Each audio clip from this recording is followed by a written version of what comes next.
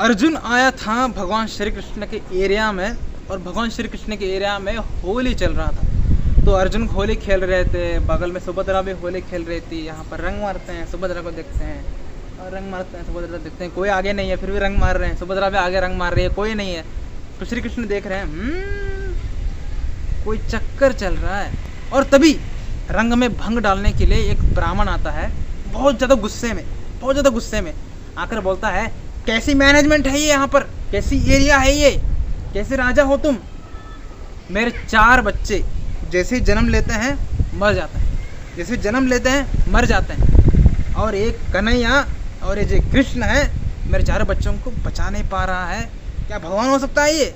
ऐसे कटु वचन से श्री कृष्ण को गालियाँ देना, निंदा करना शुरू कर दिया। तो अर्जुन को आया बहुत ज़्यादा गुस्सा, क्योंकि अर्जुन है भगवान श्री कृष्ण का भक्त और भक्त नहीं चाहते कि भगवान को कोई गालियाँ दे। अर्जुन बोलता है, ओए भगवान श्री कृष्ण को गालियाँ देने की ज़रूरत नहीं है, मैं जाऊँगा तुम्हारे बच्चों को बचाने के लिए नरक। और अर्जुन चला जाता है नरक को, और वहाँ पर यम जी का बहुत बड़ा महल है।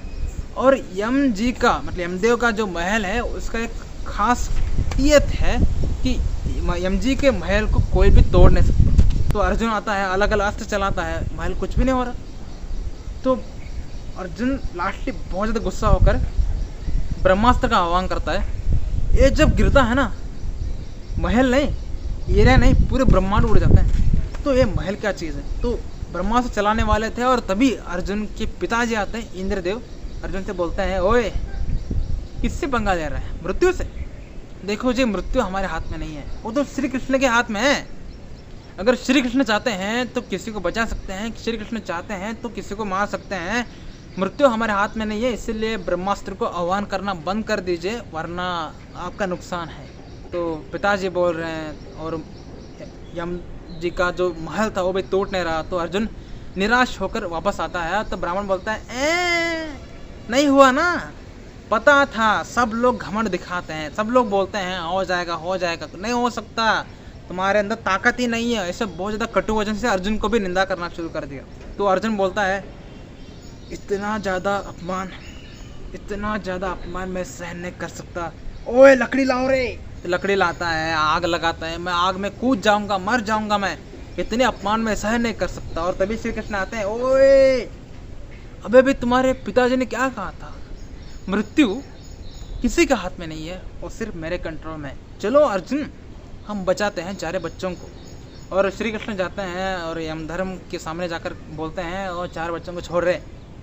यम जी बोलते हैं, हमने डिलीवर कर दिया है विष्णु जी के सामने, क्योंकि वो काफ़ी पुण्यवान थे और हम नहीं चाहते थे कि वो पुण्यवान बच्चे इस धरती में दुख भोगे, इसलिए उनको जैसे ही जन्म लिया वैसे उनको उठा दिया। तो भगवान श्री कृष्ण और अर्जुन विष्णु जी के लोक में जाते हैं, वैकुंठ को, और वहाँ पर जाकर 4 बच्चों को लेकर आते हैं धरती पे और ब्राह्मण को दे देते हैं। देखो, जो ऑलरेडी मोक्ष ले चुके थे बच्चे आपके, उनको फिर से हमने धरती में लाया है आपके लिए।